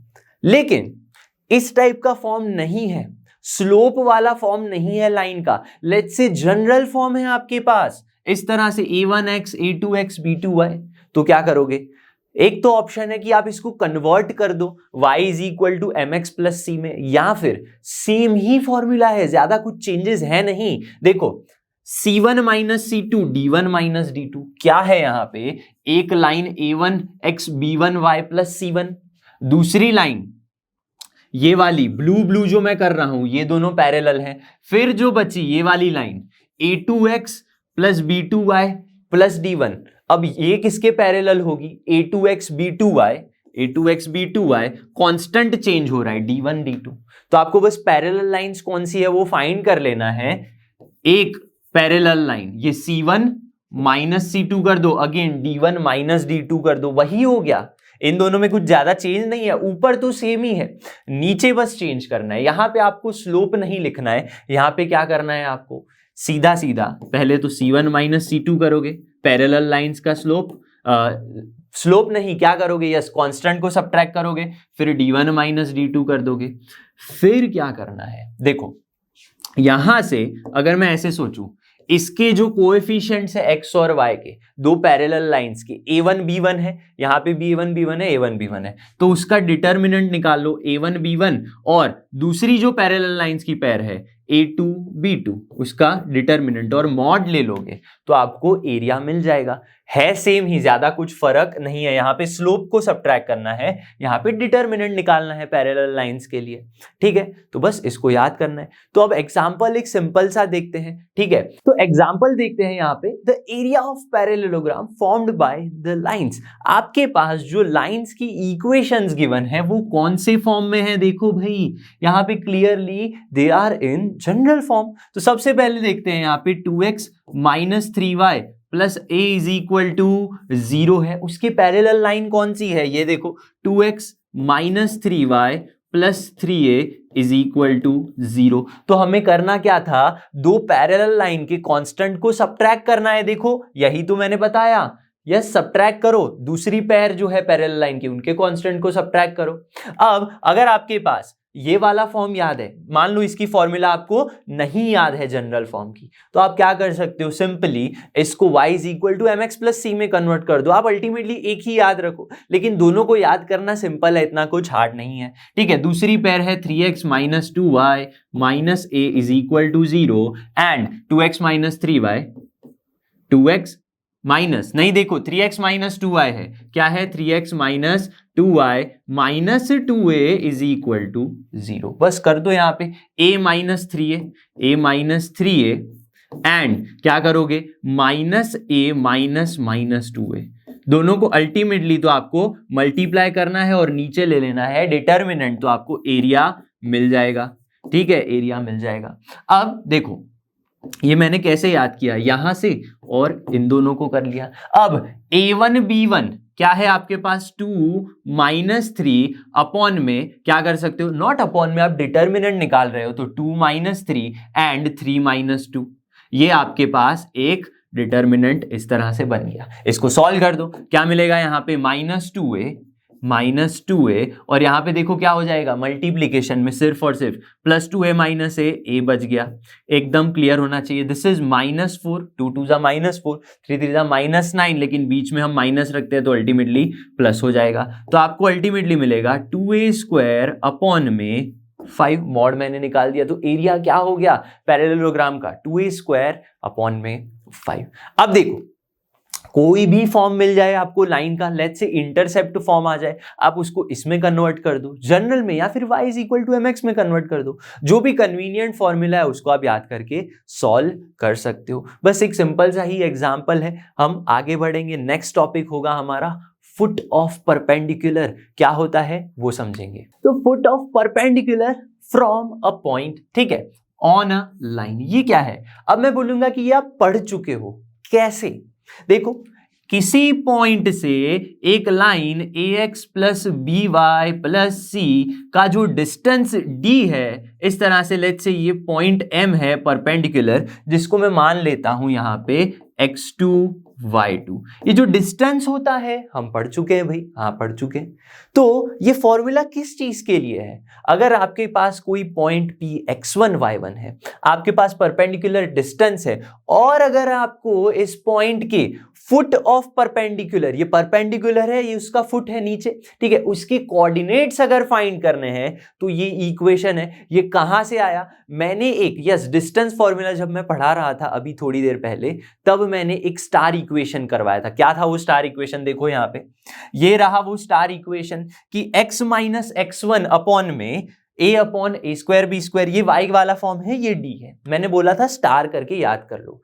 यहीं से हम क्या करेंगे, ये फॉर्म को लेके आएंगे, क्या इस x माइनस x1 में ये x और y क्या है, देखो मैंने फुट ऑफ परपेंडिकुलर है, ये m x कॉमा y है, ये इसके कोऑर्डिनेट्स है, तो मैं x कॉमा y लिखूं या x2 y2 लिखूं, एक ही बात है, हाँ। तो इसको हम कन्वर्ट कर देंगे x2 y2 में, तो x2 माइनस x1 हमें क्या मिलेगा यहाँ पे, देखना x2 माइनस x1 अपॉन में क्या था, देखो a upon under root A square plus B square, तो मैं यहाँ पे a लिख सकता हूं, अंडर रूट ए स्क्वायर प्लस बी स्क्वायर जो है, समझना बड़े ध्यान से, यहाँ पे अंडर रूट ए स्क्वायर प्लस बी स्क्वायर है, डिनोमिनेटर का डिनोमिनेटर है, तो अल्टीमेटली इसके साथ मल्टीप्लाई हो जाएगा, लेकिन d है क्या, d तो अब मैं जानता हूं डिस्टेंस फॉर्मूला ax1, तो यहाँ पे मैं पुट कर दूंगा इज इक्वल टू में ax1, ठीक है, प्लस by1 प्लस c, ठीक है।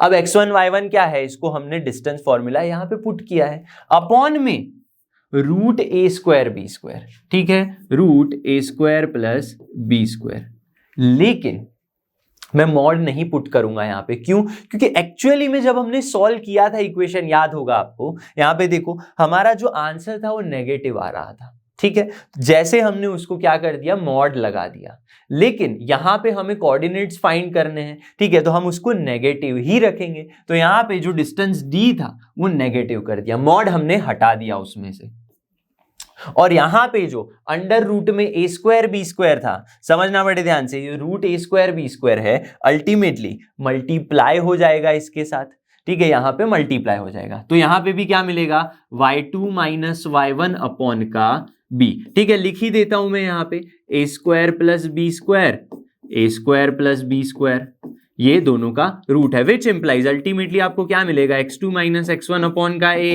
y2 माइनस y1 अपॉन का b, और अल्टीमेटली ये अगर मल्टीप्लाई होगा यहाँ पे, समझना नीचे डिनोमिनेटर में, तो minus ax1 plus by1 plus c, तो रूट रूट चला जाएगा, बचेगा सिर्फ a square plus b square. तो ये यही तो फॉर्मूला है। आप यहाँ पे x पुट करो, ठीक है, xy पुट करो या x2 y2 पुट करो, एक ही बात है, ठीक है, क्लियर हो गई मेरी बात। तो यहां पे अगर आपको कोऑर्डिनेट्स फाइंड करने हैं तो ये फॉर्मूला आएगी, ठीक है।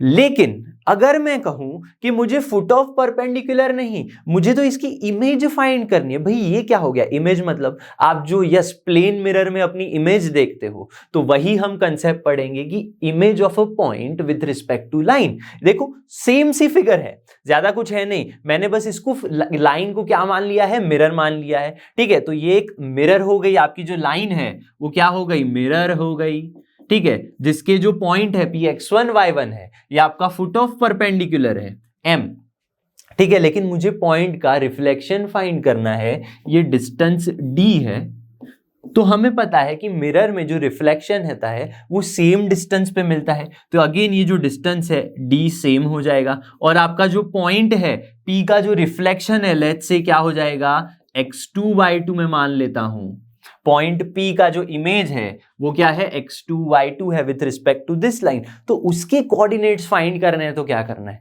सेम टू सेम, ठीक है। ये जो लेफ्ट हैंड साइड है वो तो सेम ही है, देखो x2 माइनस x1 अपॉन ए, y2 minus y1 upon b, तो यहां पे भी x2 माइनस सेम। चेंज क्या है, यहां पे हम डिस्टेंस d लेते थे, ठीक है, फुट ऑफ परपेंडिकुलर में डिस्टेंस d था, लेकिन अब डिस्टेंस कैसा हो गया, डबल हो गया, तो 2 से मल्टीप्लाई कर दो, इस इक्वेशन में बस 2 पुट कर दो, देखो यहां पे 2 पुट कर दिया और कुछ चेंजेस नहीं है, ठीक है। तो फुट ऑफ परपेंडिकुलर के आपको कोऑर्डिनेट्स फाइंड करने हैं, तो ये इक्वेशन याद कर लो। इमेज अगर फाइंड करनी है, इमेज, तो उसमें बस 2 पुट कर दो, नो चेंजेस। यहां पे हम और कुछ डिस्कशन करेंगे ही नहीं, क्योंकि हमने फुट ऑफ परपेंडिकुलर समझ लिया है, ठीक है, उसकी फॉर्मूला समझ ली है, बस 2 पुट कर दो। अब हम सीधा सीधा इमेज का क्वेश्चन देखेंगे, लेकिन इमेज के लिए कुछ स्पेशल नोट्स हैं, ठीक है, वो आपको याद करनी है। वो नोट्स क्या हैं, देखो हमें पता है कि अगर मैं ये पॉइंट लूं तो सेम डिस्टेंस पे मिरर अगर ले रहा हूं, अब जो मिरर होगा हमेशा ऐसे आपको 90 डिग्री वाला ही ऐसे लेना है, ठीक है। अब देखो, तो ऐसे आप इमेज फाइंड कर सकते हो, लेकिन कुछ जो स्पेशल पॉइंट्स है वो क्या कहते हैं, इस तरह से अगर मेरा पॉइंट px, y है, क्या है, px, y, तो मेरे पॉइंट का जो इमेज है with respect to x axis क्या होगा, समझना बड़े ध्यान से, ये मेरी x एक्सिस है, this is my y axis, ये मेरा पॉइंट है। तो अगर इसको मैं मिरर मान लूं तो एग्जैक्टली इसके ऑपोजिट में, ठीक है, यहां पे इतने डिस्टेंस पे, तो यहां पे एग्जैक्ट इतने डिस्टेंस पे मुझे कोई पॉइंट मिलेगा, ठीक है, लेट्स से वो पॉइंट मेरा Q है। अब देखो x एक्सिस के अगर मैं x कोऑर्डिनेट की बात करूं तो इसका x कोऑर्डिनेट तो चेंज होगा ही नहीं, क्योंकि मैं तो ऐसे वर्टिकली ऐसे ही जा रहा हूं ना, तो x कोऑर्डिनेट तो चेंज होगा ही नहीं। मेरा चेंज क्या होगा, ठीक है, लेंथ सेम रहेगी, ठीक है, y कोऑर्डिनेट के, लेकिन y एक्सिस कैसी होगी, यहां पे नेगेटिव, तो मेरा पॉइंट बनेगा x, माइनस y। लेकिन अगर मैं इसी पॉइंट के लिए y एक्सिस को मिरर मानूं, देखो x, माइनस y हो गया, मैं y एक्सिस को मिरर मान लूं, तो मेरा रिफ्लेक्शन जो है, जो इमेज है, इमेज बोलो रिफ्लेक्शन बोलो एक ही बात है, तो यहां पे बन सकता है इतने सेम डिस्टेंस पे, ठीक है, PQ, इसे मैं R मान लेता हूं, ठीक है। तो क्या हो जाएगा, मेरा जो y कोऑर्डिनेट है, देखो यहां से y कोऑर्डिनेट तो सेम ही होगा, यहां पे y लो या यहां पे y लो, तो y कोऑर्डिनेट सेम हो जाएगा, लेकिन x कोऑर्डिनेट यहां पे था, यहां पे आ गया तो नेगेटिव हो गया, तो माइनस x, y, देखो ऐसे हो गया। अब ओरिजिन की बात करूं, ओरिजिन से अगर मिरर बनाना चाहूं मैं, अब ओरिजिन से आपका मिरर ऐसे बन सकता है, देखो आप ऐसे भी बना सकते हो या ऐसे भी बना सकते हो, कहीं पे भी आप बना सकते हो। तो ऐसे अगर मैं मिरर बनाऊं, ये आपको पता है y is equal to x वाली जो लाइन होती है, y is equal to x की लाइन इस तरह से होती है, तो इसका अगर मुझे मिरर बना दूं तो इस पॉइंट का एग्जैक्टली उस तरफ जो रिफ्लेक्शन होगा, ठीक है, वो आपको डायरेक्ट याद कर सकते हो इजीली। इसको पॉइंट्स को ट्विस्ट कर दो, x कॉमा वाई को y कॉमा एक्स बना दो। क्या बना दो? y comma x. ठीक है, तो देखो यहाँ पे वही हमने लिखा है। ठीक है, देखो ओरिजिन से नहीं, ये y कॉमा एक्स की बात कर रहे हैं, ओरिजिन से हम समझेंगे। ठीक है, तो टी एक्स कॉमा वाई आपका हो जाएगा यहाँ पे, y कॉमा एक्स ही मैंने लिखा है। ओरिजिन से अब क्या होगा, ओरिजिन के लिए हम समझेंगे अब आगे। तो देखो हमने ओरिजिन नहीं, ओरिजिन में से लाइन जो पास होती है उसके बारे में बोला। ठीक है, ओरिजिन के बारे में अब कैसे होगा, देखो अगर पॉइंट P से मैं परपेंडिकुलर डिस्टेंस ले लूं, ठीक है, ओरिजिन तक का, ठीक है, तो यहां पे एक इस तरह से मिरर मैं क्रिएट कर सकता हूं। जी हाँ, बिल्कुल कर सकता हूं। ऐसे क्रिएट होगा तो ये डिस्टेंस d होगा, तो उसके एग्जैक्ट यहां पे आपको कोई पॉइंट मिलेगा। अब यहां पे पॉइंट मिल रहा है, मैं फर्स्ट क्वाड्रेंट में लेके चल रहा हूं मेरा पॉइंट, तो आपको समझना बड़ा इजी हो जाएगा। तो ये पॉजिटिव पॉजिटिव है, तो इस तरह से ये अगर मेरा है, मेरा मिरर जो है ओरिजिन में से है, तो यहां पे जो पॉइंट होगा that is your minus x comma minus y.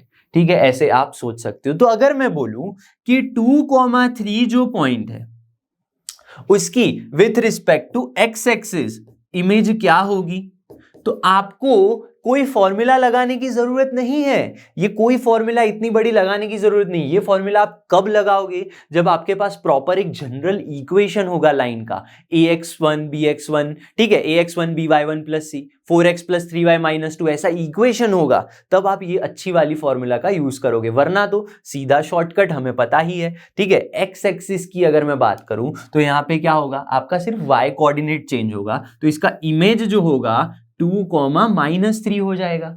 ठीक है, अगर मैं बोलूं कि इसकी y is equal to x axis के लिए, इसको अगर मैं मिरर बनाऊं, ये आपकी लाइन है, ये आपका मिरर है, तो विथ रिस्पेक्ट टू ये आपका जो पॉइंट है वो कैसे चेंज होगा, वो हो जाएगा 3,2। तो बस मैं इतना कहना चाहता था, ये जो पॉइंट्स है उसको आपको अच्छे से याद कर लेना है। ठीक है, अब इसका जो यूज होगा वो आगे एग्जांपल्स में होगा। तो अब इमेज से रिलेटेड, फुट ऑफ परपेंडिकुलर से रिलेटेड कुछ एग्जांपल देखते हैं। हम सीधा इमेज ही का यूज करेंगे, सीधा इमेज का ही एग्जांपल देखेंगे, क्योंकि अगर मैं इमेज में से 2 हटा दूं तो मुझे फुट ऑफ परपेंडिकुलर ही मिल जाएगा ना।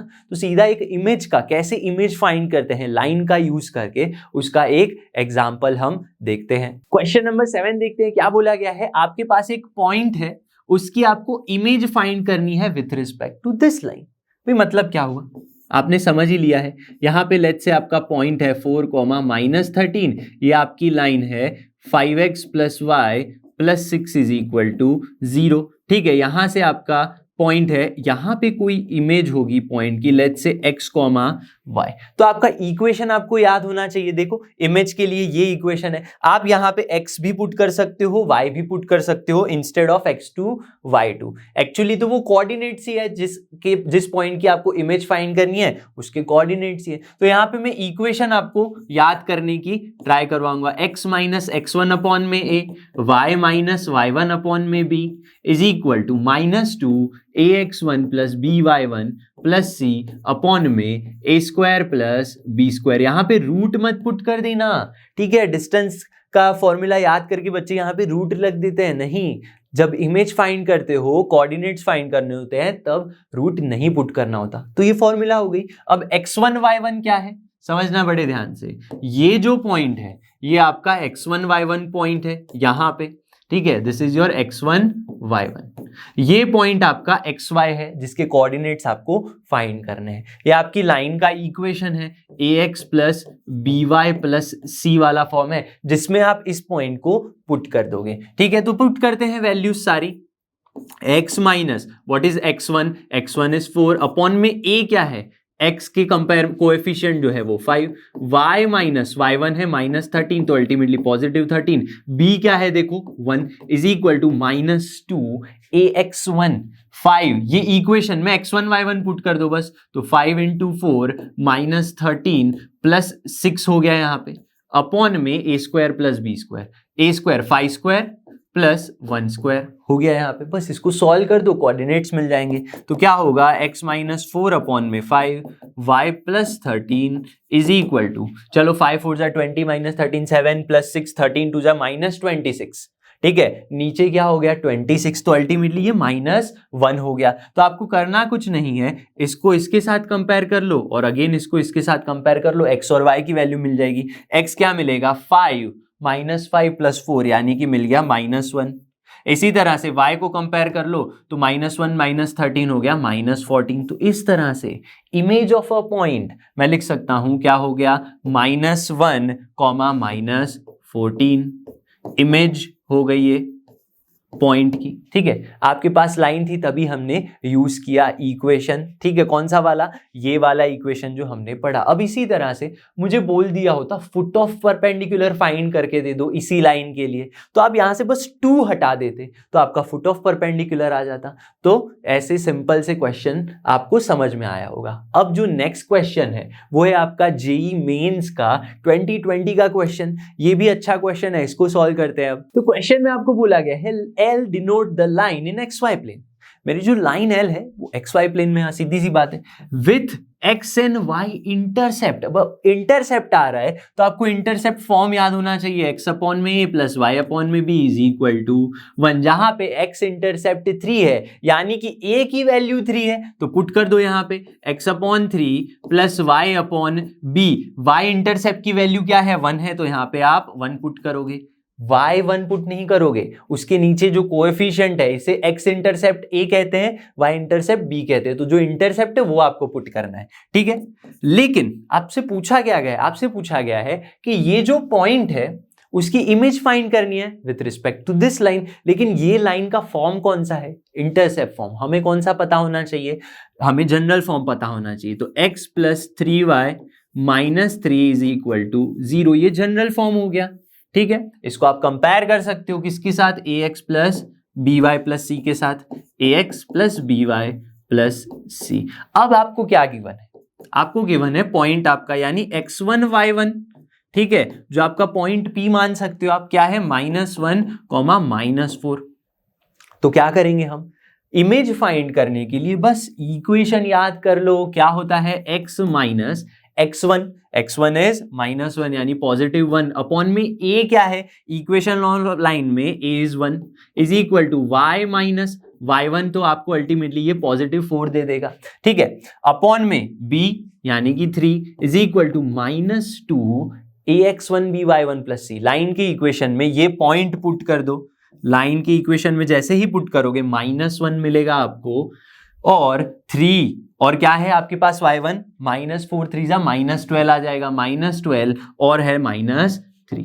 ये हो गया, नीचे क्या बचेगा a² प्लस b², रूट नहीं a² प्लस b², तो 1² प्लस 3², 9 + 1 10 हो गया।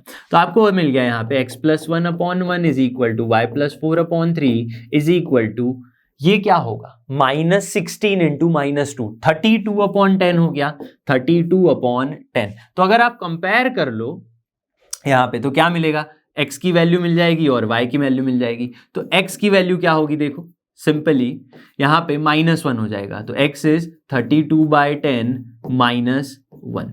ठीक है, लेकिन 32/10 को मैं 16/5 भी लिख सकता हूं ऐसे। ठीक है, तो 16/5 लिख लिया तो क्या हो जाएगा 5 × 1 = 5। ठीक है, तो 16 - 5 करोगे आप जैसे ही तो आंसर क्या आ जाएगा 11/5। तो x कोऑर्डिनेट मिल गया। तो हमें मिल रहा है क्या x कोऑर्डिनेट, यस 11/5। तो मुझे तो एक ही मिल रहा है x कोऑर्डिनेट, तो सीधा सीधा y कोऑर्डिनेट फाइंड करने की भी जरूरत नहीं है। लेकिन हम करेंगे y कोऑर्डिनेट को कैसे फाइंड करेंगे, y इज इक्वल टू क्या हो जाएगा, इसको 16/5 लिख लूं डायरेक्ट पहले ही, तो क्या मिल जाएगा आपको यहाँ पे 16 3 = 48/5, 48/5 -4 यानी अल्टीमेटली 28/5 आंसर आ रहा है। तो क्या ऐसा आंसर है, हाँ भाई पहले ही ऑप्शन में गिवन है। तो ऐसे आप सॉल्व कर सकते हो। जेईई मेंस का क्वेश्चन था, सिंपली बस आपको इंटरसेप्ट फॉर्म को कन्वर्ट करना था। फिर तो फॉर्मूला पता ही है आपको इमेज वाले का। ठीक है, इमेज कैसे फाइंड करते हैं उसकी फॉर्मूला तो पता ही है। अब जो लास्ट क्वेश्चन है आज के लेक्चर का उसको देखते हैं। इसको सॉल्व करने के लिए मैंने जो नोट्स बताई आपको, ठीक है, उसकी थोड़ी सी जरूरत आपको पड़ेगी। x कोऑर्डिनेट x एक्सिस है तो x, -y, y axis mirror है तो -x, y, ओरिजिन है तो -x, -y, फिर y is equal to x है तो क्या हो जाएगा, पॉइंट्स को आप शिफ्ट कर दो, एक्स वाई को वाई एक्स बना दोगे, ठीक है। तो क्वेश्चन क्या कहता है, if a point P 4,1 undergoes the following 3 transformation, मतलब मेरा जो कोई पॉइंट है, ठीक है, मान लेते हैं इस तरह से, समझना बड़े ही ध्यान से, इस तरह से मेरा पॉइंट एक्स एक्सिस और वाई एक्सिस का यूज करके हम इसको ड्रॉ करेंगे, ठीक है। कहां पे है 4,1, लेट्स से यहां पे कहीं होगा मेरा पॉइंट 4,1, यहां पे मेरा पॉइंट होगा, ठीक है। 3 ट्रांसफॉर्मेशन हो रहे हैं, मतलब कुछ ना कुछ बोला है कि रोटेट कर दो, शिफ्ट कर दो, इमेज निकाल लो, तो जो फाइनल पोजीशन होगी मेरे पॉइंट की इन सब का यूज करने के बाद उसके आपको क्या फाइंड करने हैं, यस उसके कोऑर्डिनेट्स फाइंड करने हैं, ठीक है। तो चलिए फाइंड करते हैं। तो मेरा पॉइंट P है 4,1 इस तरह से, ठीक है। सबसे पहले आपको क्या बोला गया है कि reflection about the line y is equal to x, y is equal to line x इस तरह से होगी। वो क्या करेगी, आपको मिरर की तरह परफॉर्म करना है, उस लाइन को क्या करना है, उस लाइन को मिरर की तरह सोचना है आपको, ठीक है। तो मेरा जो पॉइंट का रिफ्लेक्शन होगा वो कहीं इस तरफ से होगा, ठीक है। y is equal to x है तो मेरा पॉइंट एग्जैक्टली कहीं यहां पे होगा, हाँ भाई हो जाएगा। लेकिन मैंने अभी आपको नोट में बताया, नोट्स हमने पढ़े इसके लिए कि y is equal to x अगर मिरर है तो पॉइंट का क्या होगा, इमेज 4,1 बन जाएगा, यस 1,4 बन जाएगा। तो ये P पॉइंट है, लेट्स से ये आपका Q पॉइंट है, ठीक है। ये आपकी क्या आ गई, इमेज आ गई इस तरह से, ठीक है, ये हो गई इमेज। अब ये परपेंडिकुलर ही मान लेना, ठीक है इसको, क्योंकि मिरर ऐसे ही होता है। अब देखो सेकेंड क्या बोला गया है, translation through a distance of 2 units, ठीक है। तो पहले हम लिखते हैं image of P 4,1 with respect to y is equal to x, क्या हो जाएगी इमेज, वो पॉइंट Q बन जाएगा 1,4। इसको ट्रांसलेशन करना है, मतलब मूव करना है, कितना मूव करना है, distance 2 unit along the positive direction of x axis.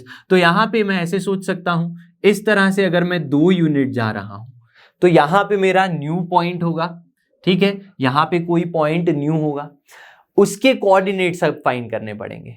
अब मैं एक्स एक्सिस हॉरिजॉन्टली जा रहा हूं तो मेरा y कोऑर्डिनेट्स तो सेम ही रहेगा, तो यहां पे जो मुझे लेट्स से PQR पॉइंट मिलेगा, कौन सा R पॉइंट मिलेगा, वो कौन सा होगा, x कोऑर्डिनेट में 2 ऐड कर दो, यानी 3,4 हो जाएगा। हाँ भाई सही बात है। तो नया सेकेंड अगर बात करूं मैं, पहले तो हमने रिफ्लेक्शन निकाला, अब ट्रांसलेशन अगर कर रहा हूं, translation through x is equal to 2, तो क्या हो जाएगा एक्स एक्सिस में, तो मेरा जो नया पॉइंट है R वो क्या हो जाएगा 3,4 हो गया।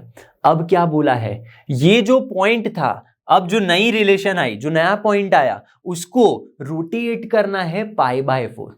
तो अगर मैं सोचूं सबसे पहले, ठीक है समझना, सबसे पहले इसका एंगल निकाल लेते हैं। मेरा जो R पॉइंट है कहीं यहां पे होगा, ठीक है, जो पहले थीटा एंगल में होगा। अब इस लाइन को, ग्रीन वाली लाइन को मुझे रोटेट करना है थोड़ा सा, कितने एंगल पे, π/4 पे रोटेट करना है, ठीक है। तो आपका एंगल मान लो π/4 में और रोटेट कर रहा हूं तो इस तरह से कहीं आ रहा है π/4। तो मेरा जो R पॉइंट था जो यहां पे था, अब वो यहां चला गया है, ठीक है, यहां पे था वो यहां चला गया है, PQR S पॉइंट मान लेते हैं इसको। तो अब इस पॉइंट के कोऑर्डिनेट्स क्या होंगे, ये हमें फाइनली फाइंड करना है। कैसे फाइंड करोगे, सोचो आपके पास थीटा एंगल है यहां पे, हाँ थीटा एंगल है, आपके पास इस पॉइंट के क्या है, कोऑर्डिनेट्स है 3,4। क्लियर बात है। तो आप थीटा का यूज करके क्या फाइंड कर सकते हो, अब ये जो R पॉइंट है, ठीक है, मैंने एंगल कहां से लिया है, ओरिजिन से लिया है, ठीक है, यहां से आप ओरिजिन और एक्स एक्सिस के साथ एंगल थीटा बना रहे हो, ठीक है, तो आप स्लोप फाइंड कर सकते हो यहां से, हाँ फाइंड कर सकते हैं। तो थर्ड क्वेश्चन के लिए मैं ऐसे सोच सकता हूं, ठीक है, थीटा, tan थीटा किसके लिए, पॉइंट R और ओरिजिन 0,0 के लिए क्या हो जाएगा, ठीक है, tan थीटा हो जाएगा 4/3। तो tan थीटा ये है, तो sin थीटा क्या होगा, sin थीटा आप फाइंड कर सकते हो इस तरह से 4/5 और cos थीटा हो जाएगा 3/5। sin थीटा cos थीटा आ गया। अब एक चीज याद करो, पैरामेट्रिक फॉर्म में हमने क्या पढ़ा था, अगर आपके पास डिस्टेंस है, ठीक है, मतलब 0,0 से मेरे पास 5 डिस्टेंस पे कोई पॉइंट है, तो आप उस पॉइंट के कोऑर्डिनेट्स फाइंड कर सकते हो। कैसे? यस, पैरामेट्रिक फॉर्म का यूज करके। अब देखो मेरे पास यहां पे OR था पहले थीटा एंगल पे, उसको मैंने π/4 डिग्री रोटेट कर दिया, तो नया जो S पॉइंट है उसके कोऑर्डिनेट्स क्या होंगे? ठीक है, उसके लिए पहले आपको OR की लेंथ पता करनी पड़ेगी। OR की जो लेंथ होगी वही OS की लेंथ होगी। तो यहां पे मैं OR is equal to OS लिख सकता हूं, हाँ लिख सकते हैं। तो OS क्या हो जाएगा? OS is nothing but OR की लेंथ, विच मीन्स 3 - 0 का स्क्वायर यानी 3 स्क्वायर, 4 - 0 का स्क्वायर यानी 4 स्क्वायर। अल्टीमेटली OS आ गया 5। तो अगर OS के लिए मैं पैरामेट्रिक फॉर्म लिखना चाहूं, OS के लिए मैं पैरामेट्रिक फॉर्म लिखना चाहूं तो क्या होगा? सोचो, पैरामेट्रिक फॉर्म जहां पे डिस्टेंस जो है जिसको R हम 5 मानेंगे, angle with respect to x axis, देखो यहां पे एंगल विथ रिस्पेक्ट टू क्या होगा? थीटा होगा, नहीं, थीटा प्लस π/4 होगा। ठीक है, एंगल क्या हो जाएगा? Theta plus π/4। तो याद करो क्या थी parametric equation? x minus x1, पर x1 मेरा पॉइंट कौन सा है? एक्चुअली मेरा पॉइंट देखा जाए तो 0,0 से कितना दूर है, यही तो इक्वेशन थी। तो x माइनस x1 अपॉन में cos theta, y minus y1, लेकिन अब हम यहां पे थीटा नहीं, हमारा एंगल थीटा प्लस π/4 है, तो थीटा प्लस π/4 हम पुट करेंगे। ठीक है, y माइनस y1 अपॉन में साइन एंगल कितना है? Theta plus π/4 is equal to जो डिस्टेंस था r इज इक्वल टू 5। ऐसे हमने पुट कर दिया। बस यहां पे सारी वैल्यूज पुट कर दो तो आपको x और y कोऑर्डिनेट पॉइंट S के लिए मिल जाएंगे। ठीक है, तो x1 y1 क्या है? 0,0 है। x1 y1 is nothing but origin से डिस्टेंस ले रहे हैं, तो 0,0 लेना पड़ेगा हमें। ये बात क्लियर होनी चाहिए सबको। तो x अपॉन में आपका x कोऑर्डिनेट क्या होगा? देखो x कोऑर्डिनेट ये तो 0 हो गया, 5 इंटू कॉस थीटा प्लस π/4, और y कोऑर्डिनेट हो जाएगा, ये 0 है तो 5 साइन थीटा प्लस π/4। ये बात क्लियर होनी चाहिए। क्या ये मेरे कोऑर्डिनेट्स आ गए? नहीं, अभी भी आंसर अधूरा है। कैसे? देखो, अगर मैं इसको थोड़ा सिंप्लीफाई कर दूं, 5 cos अल्फा प्लस बीटा क्या होता है? cos alpha cos beta, sin alpha sin beta. तो cos अल्फा cos बीटा 1/√2 हो जाएगा। cos अल्फा cos बीटा क्या हो जाएगा यहाँ पे? 1/√2। अगेन साइन अल्फा माइनस में, ठीक है, cos थीटा cos π/4, cos π/4 क्या होता है? 1/√2। ठीक है, तो दोनों में से 1/√2 बाहर आ जाएगा, तो आपको मिलेगा यहाँ पे cos थीटा माइनस का sin थीटा।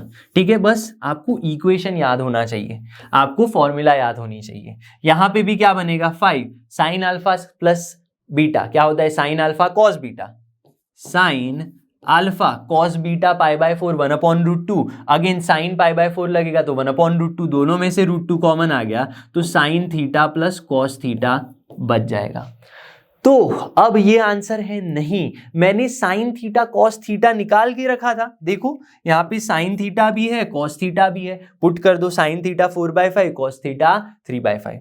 तो पुट करेंगे जैसे ही यहाँ पे 4/5 3/5, तो आपको क्या मिलेगा आंसर? देखो 5 अपॉन का √2, cos थीटा 3/5 है तो 3/5 माइनस 4/5, यहां से आंसर आ जाएगा, और यहां से 5 अपॉन √2 4/5 प्लस 3/5, ये आंसर आ जाएगा। चलो सॉल्व करते हैं इसको, क्या मिलेगा? -1 अपॉन में 5 कैंसल हो जाएगा, तो अल्टीमेटली x कोऑर्डिनेट क्या आ गया? -1 अपॉन का √2, ये आ गया x कोऑर्डिनेट। यहां से y सॉल्व करोगे तो क्या मिलेगा? देखो 4 + 3 7/5, 5 चला गया, तो y कोऑर्डिनेट इज 7/√2। तो आपका जो xy कोऑर्डिनेट था S पॉइंट के लिए वो क्या मिला? -1/√2, 7/√2। √2। इस तरह से आपको सारी चीजें सोचनी पड़ेंगी।